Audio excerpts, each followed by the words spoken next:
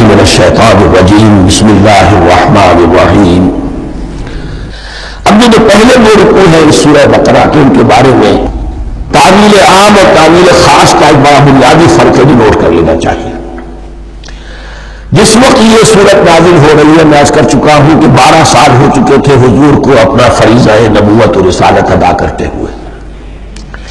ایک جماعت اچھی بنی تیار ہو چکی تھی جنہوں نے حضور کی دعوت پر لبیک کہا، ایمان لائے اور آپ کی تعلیمات پر عمل کیا۔ وہ ایک گروہ موجود تھا، یہ ابو بکر ہے، یہ عمر ہے، یہ عثمان ہے، یہ طلحہ ہے، یہ زبیر ہے، یہ عبد الرحمن بن عوف ہے، یہ مصعب بن عمیر ہے، دیکھ لو۔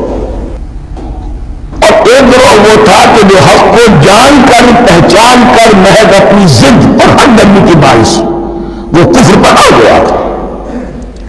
اور اب ایک تیسرا گروہ پیدا ہو رہا تھا مدینے میں آ کر، وہ ابھی ایمبریونک سٹیج میں ہے کہ جو داعی ہے مدعی ہے کہ ہم مانتے ہیں لیکن حقیقت میں نہیں مانتے۔ یہ 3 قسم کے گروہ دنیا میں ہمیشہ پائے جائیں گے، ہمیشہ۔ اب اس کو لا رہا ہوں تعمیل عام کی طرف۔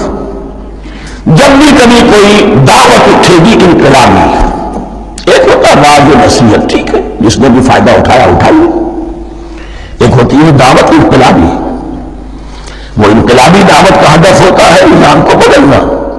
نظام بدلتا ہے تو ظاہر بات ہے کہ جو لوگ اس نظام میں جن کے ویسٹڈ انٹرسٹ ہیں اور جن کو پریولیجز حاصل ہیں، جن کے مفادات ہیں، وہ تو لازماً اپنے نظام کا تحفظ کریں گے۔ ٹکراؤ ہوگا، تصادم ہوگا، تصادم میں جانی نقصان بھی ہوگا، مالی نقصان بھی ہوگا۔ یہ گویا کہ کسی انقلابی دعوت کے لوازم ہیں۔ اگر یہ شعر نہ ہو تو دعوت انقلابی ہے ہی نہیں۔ اس اعتبار سے ہر انقلابی دعوت کے جواب میں 3 طبقے پیدا ہو جاتے ہیں۔ ایک وہ کہ جو اس دعوت کو قبول کرتے ہیں دیانت کے ساتھ، خلوص کے ساتھ، اخلاص کے ساتھ، اور پھر پوری جمع مرگی کا ثبوت دیتے ہیں، ہر کے بعد آباد، اب جو آئے سو آئے، جان دینی پڑے حاضر ہے، مال دینا پڑے حاضر ہے، کوئی تکلیف آئے، کوئی مشقت آئے، کوئی مصیبت آئے، کوئی قربانی کرے، حاضر۔ جب پکارا گیا واپس نہیں پھیرا کوئی فرمان جنوں کا، اور تنہا نہیں لوٹی کبھی آواز جرس کی۔ خیریت جا راحت تن صحت داما، سب بھول گئی مصلحت اہل ہوس کی۔ ایک وہ لوگ ہوتے ہیں، ایک وہ لوگ ہوتے ہیں کہ جو اڑ جاتے ہیں ضد پر، ہٹ درمی پر، ماننے کے باوجود، جاننے کے باوجود یہ بات تو ٹھیک ہے جو کہہ رہے ہیں، کیسے مان لیں؟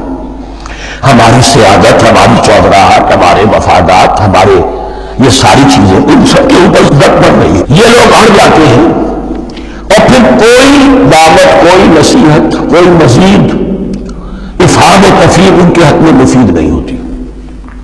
اس لیے کہ صحیح بات ہے جو کہتے ہیں کہ سوتے کو تو جگایا جا سکتا ہے، جاگتے کو کیسے جگائے؟ کوئی سویا ہوا ہے تو آپ کو جگا دیں گے، جو جاگا ہوا ہے لیکن وہ بنا ہوا ہے کہ اٹھنے کو تیاری نہیں ہے تو آپ کیسے اٹھا دیں گے اس کو؟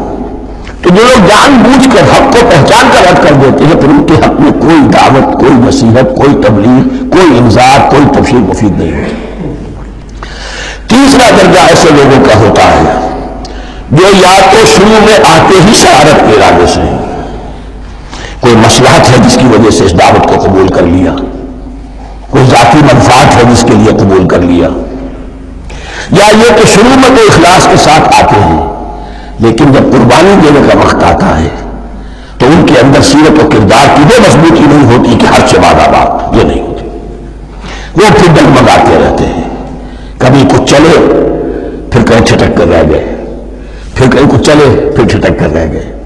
یہ تیسرا طبقہ ہے کہ جو کہتا ہے داعی مدعی ہے کہ ہم نے مانا ہے، قبول کیا ہے، بات ٹھیک ہے، کچھ تھوڑا بہت چلتے بھی، لیکن جہاں مشکل آئی چھٹک کر کھڑے ہو گئے، عہدے میں گر پڑے۔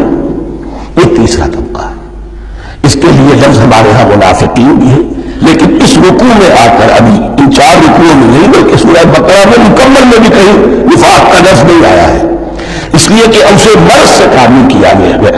یہ مرض ہے ایک، اور اس مرض کے ذریعے سے لوگوں کے اندر جو ہے وہ نفاق کا بیج پڑ رہا ہے، جو ظاہر ہوگا کہ منافقت پوری کی پوری کھل کر سامنے آ جائے گی۔